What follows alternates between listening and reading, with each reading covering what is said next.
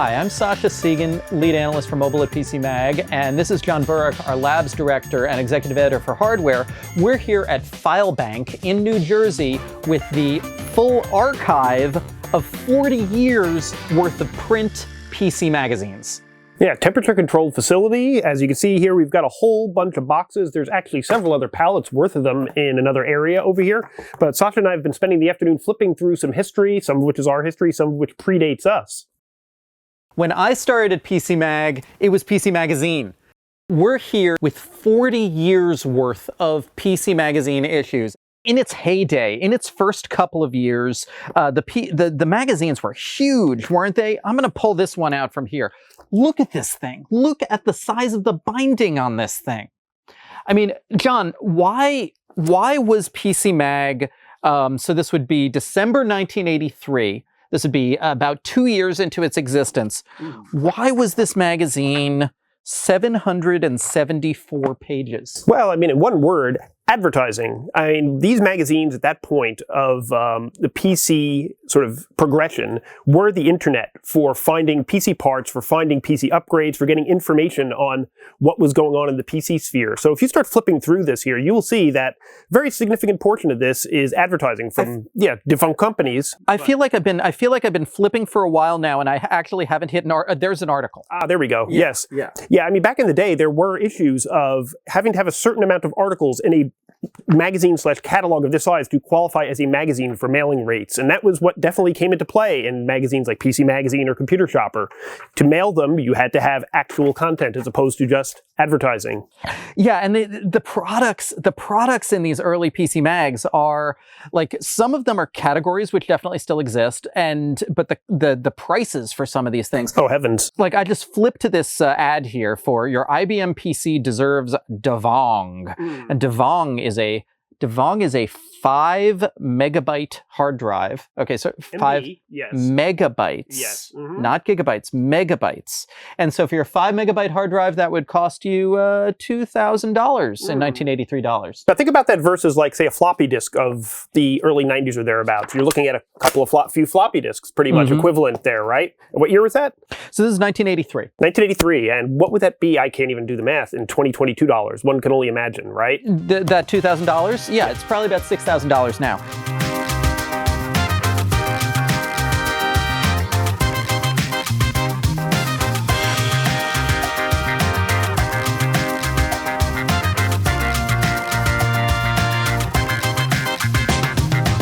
So I wanted to pull this one out to prove a point. Now, first of all, you see that the magazine is suddenly much thinner.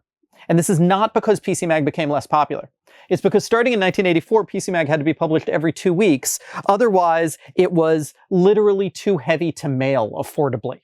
Well, in fairness, this was mailed too. Okay, fair enough, yes, fair enough. But the Post people hated it. Yeah, but they split it in half. And I just wanted to point out that a lot of people say, like, you're PCMag, you're not Mac Mag, you don't cover Macs. We've been covering Macs since 1985. We've been covering Macs since likely more than half of the audience for this video had been born.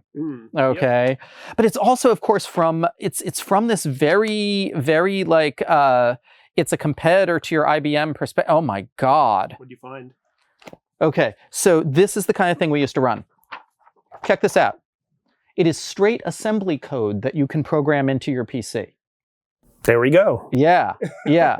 Because having a PC used to be much more about programming it yourself. 100%. Yeah. You used to you would buy magazines and you would just type in the code from the magazines, and sometimes the code would be, good Lord. Oh Lordy. Yeah. Sometimes the code would just be unreadable strings of numbers, and then you'd have a program. I pity the copy editors from back then. Here we do have the, let's see, PS2.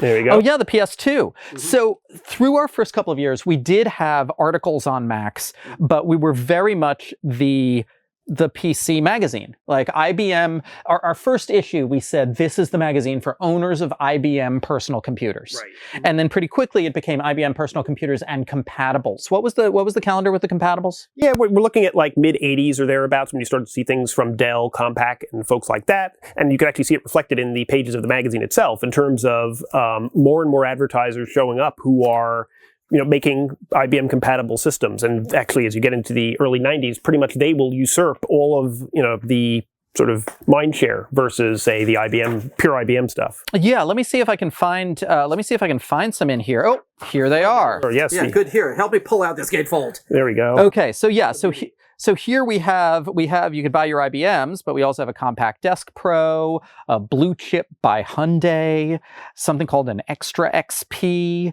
Zenith. Yep. All of these PC compatible makers, many of which didn't survive the years. Yeah. But of course, if IBM came out with a new computer, that would be the biggest thing for the year. But that'd be a huge focus for Mag, of course. Yeah. Mm-hmm. So this is a PC Mag from the year 2000, and we find that the magazine is getting thinner. And the reason the magazine is getting thinner is internet. In 1994, PC Magazine and Computer Shopper were still how you shop for technology products.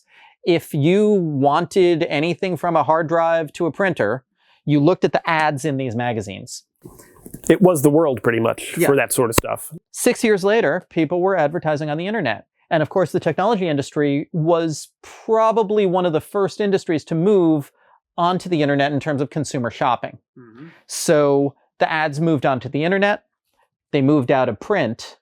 PC Magazine was struggling. Meanwhile, we were trying to find a way to explain websites in a print magazine. Yep. So let's see, of the 100 top websites of 22 years ago, how many of them still exist and are relevant? Here's a random page. What do we got here? We have monster.com. Okay. Yeah. Still relevant? That's still around, right? Yep. We have Deja.com. I have no idea what that is. Topica. Topica, no. Remark. Anyday.com? Nope. Haven't heard of that one. Right. Freeagent.com. Here's AIM. Ah, yes. Okay. Yeah. I mean, any millennial will remember their AIM username. Yep.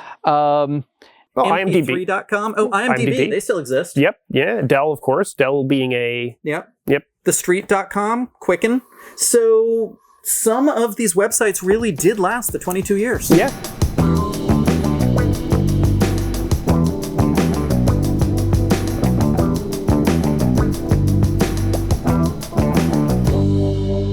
We've had columnists say wrong things about things, and we have an article on our website that's showing times when we got things wrong. But in terms of the entire organization getting something massively wrong, John, were you at PC Mag yet for this? Oh, no, I was working at Computer Shopper back then, and I remember being saddled with the Windows Vista launch just on a long weekend, if I'm not mistaken. Somebody didn't prepare it, and I was like, okay, I guess this is me. We were on board with Windows Vista. We thought Windows Vista was the future. We had a full walkthrough of everything going on with Windows Vista. We showed you your Windows Vista screens. We explained your Windows Vista features.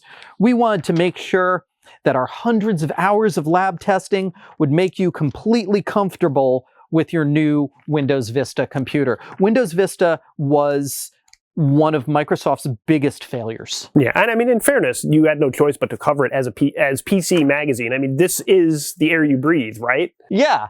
That's the thing.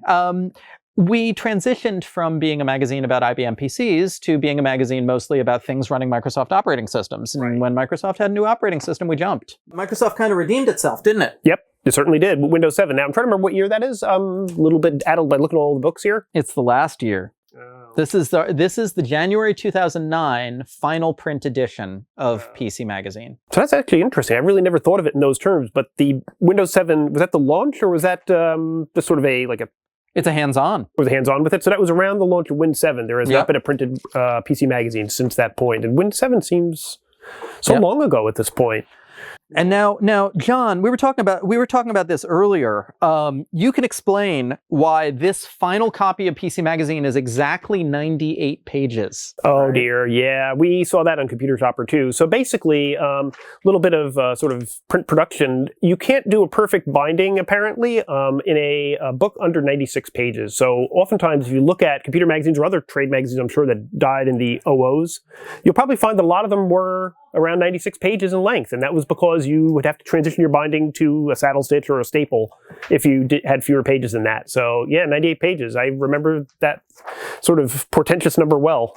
In 2009, our editor and publisher just weren't willing to turn us into a stapled pamphlet. Mm-hmm. It was a time when they realized that going all online was the way to go. So here's the letter, dear readers, from Lance Ulanoff, saying that the print PC Magazine is no more. We are PC Mag on the internet now. Yes, and in fairness, we were in good company. 2009 was sort of a magazine apocalypse, wasn't it? I remember that was literally the year that many well-known brands went pure digital. Yeah, it was after the 2008 financial crisis, mm-hmm. and a big uptick in internet usage, mm-hmm. and so people didn't need this anymore to shop for their computing products. They could go online, and that's what they do now. And so for the past, since 2009? For the past 12 years, mm-hmm. we've been PCMag.com.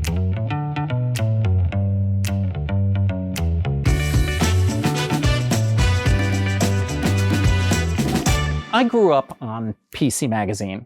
I remember going to the houses of people whose dads subscribed to this magazine, because it was largely dads who subscribed to this magazine, and sitting in the corner of the living room, paging through it, thinking, I really want to be the kind of guy who can afford to buy some of these things. Yep, 100%, yeah. The amazing future and all of the possibilities that were in this magazine. Right, and none of us would be able to buy a tenth of a percent of what was being advertised in here, and all these 4- and 5-figure products that we would be lusting over. Exactly, especially because I was 12 years old at the time. Yes, there's that. And so when I started working at PC Mag, I would regularly go into an office that we had as our library, our archive, where all of these magazines were stored. A couple of years ago, we moved offices to a much more modern office. And the more modern office did not have room for the archives, and so we had them shipped out here to a company that specializes in maintaining paper files and archives.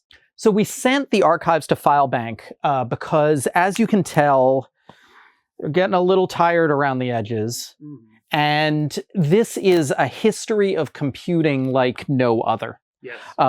Not just the articles, but I feel like as much or more the ads. Mm-hmm. The full package of how the personal computer really became a thing when it was just a thing that some business people or some geeks mm-hmm. originally liked. Right, and it's kind of ironic because we have all these magazines here, and they're in a cool facility that's keeping them properly temperature controlled and what have you. But the actual material that they were printed on is kind of decaying with the ages in a way that digital technology is a whole other sort of model of archiving. Now, fortunately, there is a second copy of our archives, and you can read it right now, which was there. We kept 2 copies of our archives. One of them we sent here to FileBank to maintain in its perfect, pristine paper format, hopefully forever. The other copy we sent to Google Books. Every past issue of PC Magazine is now freely available to read on Google Books. And these are scans of every page of our magazine for 40 years. We've linked to many of those pages in our 40th anniversary package. Now, Google Books destroys the magazines when they scan them. They get uploaded to the cloud, but the physical versions no longer exist. So these are, as far as we know, the only remaining full set of PC magazines throughout history. Google Books has one issue which we don't have here, which is the first issue of PC Mag. PC Magazine was originally created by a bunch of enthusiasts who I believe formed their own publishing company to do it. And it was only bought by Ziff Davis later that year. We have the Ziff Davis issues here, and not that first issue. This is Volume 1, Issue 5, which was already Ziff Davis PC Mag. If you want to read the first issue of PC Magazine, you can do it on Google Books. I often do.